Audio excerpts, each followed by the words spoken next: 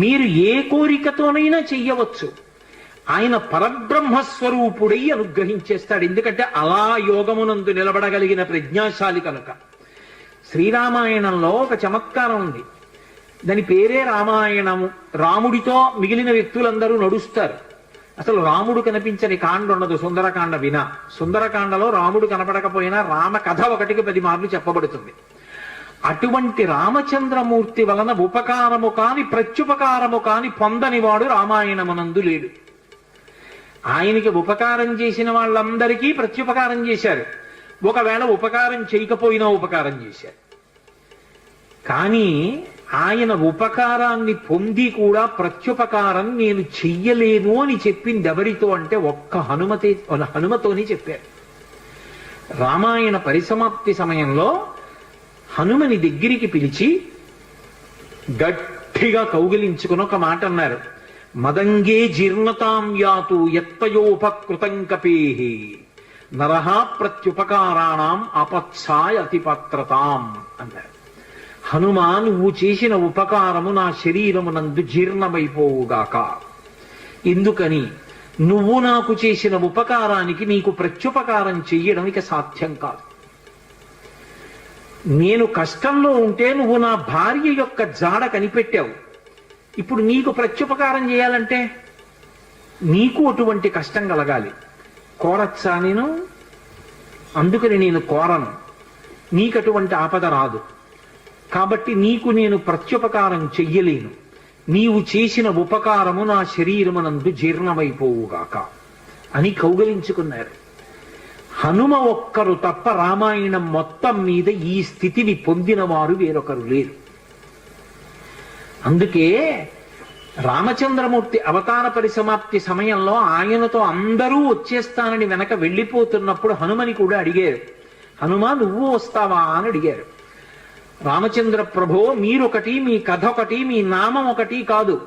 ఎక్కడ ఏమి తెలిసినా తెలియకపోయినా రామనామము రామనామము రమ్యమైనది రామనామము అంటే అక్కడ పెడతా. రామ కథ చెప్తే పెడతా, రామాయణం చెప్తే పెడతా. ఇప్పుడు రాముడు అన్నాడు, మక్కథా ప్రచరిష్యంతి యావల్లోకే హరీశ్వర తావద్రమస్య సుప్రీతో మద్వాక్యమనుపాలయం. రామశాసనం హనుమకి. ఎక్కడ రామనామం చెప్పినా, ఎక్కడ రామ కథ చెప్పినా, ఎక్కడ రామాయణం చెప్పినా హనుమా నువ్వు అక్కడికి వెళ్ళి కూర్చుని వింటూ ఉండు. హనుమ సభలోకి వచ్చారు అంటే సభలో ఉన్న వాళ్ళందరికీ మంగళమే. నన్ను నమ్మండి, చచ్చిపోయేవాడు కూడా బతుకుతాడు. హనుమ దర్శనం అంత గొప్పది. ఆయన దర్శనం చేస్తే చాలు. నిన్నను మీతో చెప్పా, సంధ్యాకాల దర్శనంతో సమానం. ఉపద్రవాలు కూడా తొలగిపోతాయి. అంత శక్తివంతం హనుమద్ దర్శనం అంటే. అటువంటి హనుమ సభలోకి ప్రవేశిస్తారు. ప్రవేశించి అనుగ్రహిస్తారు. ఎందుకని అంటే పైన రామశాసనం ఉంది. ఇదే మహానుభావుడు తులసీదాస్ గారి జీవితంలో జరిగింది. తులసీదాస్ గారు ప్రతిరోజు గంగానదిలో స్నానం చేసి చెంబుతో కాసిన నీళ్లు తీసుకొచ్చి రావి చెట్టు మొదట్లో పోసి రావి చెట్టు కింద కూర్చుని తపస్సు చేస్తుండేవారు. ఆ రావి చెట్టు మొదట్లో గంగ నీళ్లు పోస్తుంటే గంగాజలం తగిలిందో ఏమో ఒక బ్రహ్మరాక్షసుడు పైనుంచి కిందకి దిగాడు. బ్రహ్మరాక్షసుడంటే ఎవరు అనుకుంటారేమో, వేదం చదువుకుని కూడా దొంగతనాలు లాంటివి చేసి బ్రతికిన వాళ్ళు బ్రహ్మరాక్షసులు అవుతారు. పతంజలి చరిత్రలో చెప్తారు. కాబట్టి అటువంటి బ్రహ్మరాక్షసుడు క్రిందకి దిగి అన్నాడు, నువ్వు నాకు మహోపకారం చేశావు. ఎప్పటి నుంచో ఈ చెట్టు మీద పడున్నాను. నువ్వు గంగాజలాన్ని తెచ్చి ఈ చెట్టు మొదట్లో పోసినప్పుడు గంగాజల స్పర్శ చేత నా పాపం శమించింది. నేను సాధారణ రూపాన్ని పొందాను. నీకు నేను ప్రత్యుపకారం చెయ్యాలనుకుంటున్నాను. నీవు రామదర్శనం కోసం పరితపిస్తున్నావు. నీకు రామదర్శనం కావాలి అంటే చేయించగలిగిన వారు హనుమ ఒక్కరే. హనుమ రోజు వస్తుంటారు. ఎక్కడికొస్తారో తెలుసా? ఎక్కడెక్కడ రామనామం జరుగుతుందో, ఎక్కడెక్కడ రామనామం ప్రస్తావనకు వస్తుందో, ఎక్కడెక్కడ రామ కథ చెప్పబడుతుందో అక్కడ ఉంటారు. కాశీలో హనుమాన్ ఘాట్లో ఒక వ్యక్తి రోజు రామాయణం చెప్తున్నాడు. అక్కడికి వచ్చి కూర్చుంటారు. ఎలా గుర్తుపడతావో తెలుసా? అందరికన్నా ముందు సభలోకి వస్తారు. అందరికన్నా ఆఖరణ కళ్ళ నీళ్ల పెట్టుకుని ఒక్కడు తలదించుకుని నడిచి వెళ్ళిపోతూ ఉంటాడు. నువ్వు గుర్తుపట్టి వెంట వెళ్ళు అన్నారు. అప్పుడు ఆ రూపంలో వెళ్ళారు. అన్ని వేళలా అలా వెళ్ళరు, ఏ రూపంలోనైనా పెడతారాయన. కాబట్టి తులసీదాస్ గారు హనుమాన్ ఘాట్కి వెళ్ళి కూర్చున్నారు. అందరికన్నా ముందు ఒక వ్యక్తి వచ్చాడు రామాయణం వినడానికి. అందరూ వెళ్ళిపోయిన తర్వాత తల ఉంచుకుని కన్నులంబట నీరు కారుతుండగా వెడుతున్నాడు. తులసీదాస్ గారు ఆయన వెంటపడ్డారు. ఆ వ్యక్తి కనిపెట్టాడు, ఎవరో నన్ను వెంబడిస్తున్నారని. ఆయన హనుమ, ఆ ముందు వెడుతున్నవారు. వెనక్కి తిరిగి గద్దించారు, ఎందుకు నా వెంట వస్తున్నావు, ఆగక్కడ.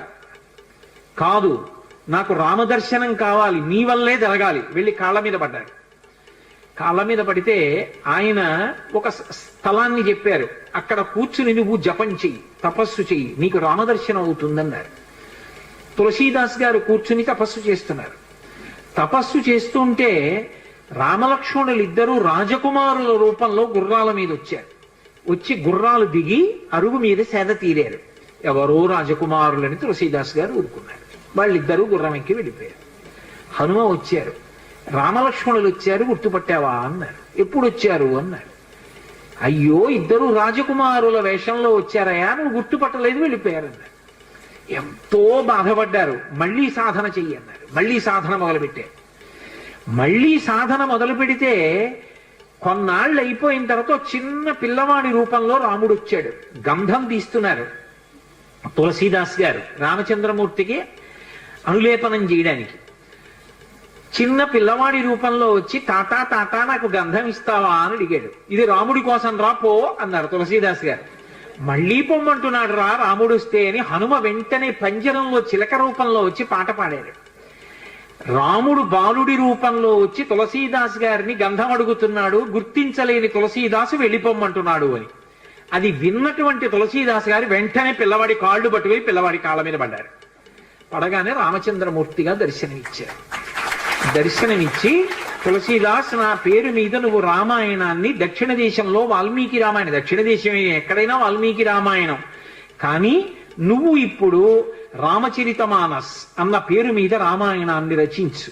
ఉత్తర భారతదేశంలో రామచరితమానస్కి ఎంత గౌరవం అంటే, మీరు ఆలయాల్లోకి వెళ్ళండి, వ్యాసపీఠాలు పెట్టి దాని మీద రామచరితమానస్ పెడతారు. గుళ్ళోకి వెళ్ళిన వాళ్ళు కనీసం ఒక్క శ్లోకమైన అందులోంచి చదువుకుని చక్కగా ఓ పువ్వు ఏదో పెట్టి నమస్కారం పెట్టొస్తారు. రామచరితమానస్కి అంత గొప్ప. విచిత్రం ఏంటంటే హనుమాన్ చాలీసా, రామచరితమానస్ రెండు తులసీదాస్ గారి శరీరంతో ఉండగానే ప్రఖ్యాతి వహించేసాయి. అటువంటి తులసీదాస్ గారు ఎప్పుడూ రామనామం చెప్తుండేవారు. ఒకప్పుడు తులసీదాస్ గారు గంగ ఒడ్డున నిలబడి ఉన్నారు. ఒక ఆవిడ గబగబా వచ్చి ఆయన కాళ్ళ మీద పడి నమస్కారం చేసింది. ఎప్పుడూ అలవాటు మీద తులసీదాస్ గారు దీర్ఘ సుమంగళీభవ అన్నారు. అయ్యా, నన్ను దీర్ఘ సుమంగళీభవ అంటున్నారు, నా భర్త మరణించాడు, అదిగో చితి మీద పడుకోబెడుతున్నారు దహన సంస్కారానికి, మీ నోట వంట వచ్చిన మాట అబద్ధం కాకూడదు అందావిడ. నా నోట రావడం ఏమిటమ్మా, రాముడు పలికించాడు. ఆయన వెంటనే అక్కడికి వెళ్ళి ఆ కమండలంలో నీళ్లు తీసి ఆ శవం మీద చల్లి రామని చెప్పారు. చటుక్కున లేచి కూర్చున్నాడు. ఇది చూశారు పాదుషా యొక్క గూఢచారులు ఆ గంగా తీరంలో తిరుగుతూ. తులసీదాస్ గారి దగ్గర రకరకాలైనటువంటి విన్యాసాలున్నాయి, ఆయన ఏవైనా చెయ్యగలడని పాదుషాకి చెప్పారు. పాదుషా తులసీదాస్ని పిలిపించారు. పిలిపించి, నువ్వేమిటో చచ్చిపోయిన వాడిని బతికించావుట, ఏవి కొన్నటువంటి వింత చేష్టితములు చెయ్యన్నారు. తులసీదాస్ గారు అన్నాడు, వింత చేష్టితములు చేయడానికి నేను గారడీవాణ్ణా? కాదు, రాముడు నన్ను పనిముట్టుగా అనుగ్రహించాడు, అది రామానుగ్రహం అన్నాడు. అంటే నేను చెప్పిన మాట పాటించట్లేదు కాబట్టి కొరడాలతో కొట్టండి అన్నాడు. అంటే అప్పుడు హనుమాన్ చాలీసా చేశారు తులసీదాస్ గారు. కళ్ళు మూసుకుని హనుమని తెలుసుకుని హనుమాన్ చాలీసా చేస్తుంటే భటులు వచ్చి కొరడాలు పట్టుకుని కొట్టడానికి పైకెత్తుతున్నారు. ఆశ్చర్యం ఏమిటంటే ఆ రోజున పాదుషా కోట అంతఃపురం అంతటా పెద్ద పెద్ద కోతులు వచ్చి ప్రతి సైనికుడి చెయ్యి పట్టుకున్నాయి కదలకుండా. పాదుషా భయపడిపోయి సింహాసనం దిగి కిందకొచ్చి తులసీదాస్ గారి కాళ్ళ మీద పడ్డాడు. అప్పుడు ఖచ్చితంగా పూర్తయిపోయింది హనుమాన్ చాలీసా. ఆ తులసీదాస్ గారి చదివినప్పుడు అన్ని కోతుల రూపంలో వచ్చి ఎదురుగుండా హనుమ నిలబడి కాపాడారు తులసీదాస్ గారిని.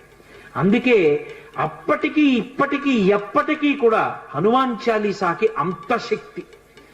తులసీదాస్ గారు ఎప్పుడు మాట్లాడుతూ ఉండేవారు స్వామి హనుమతోటి.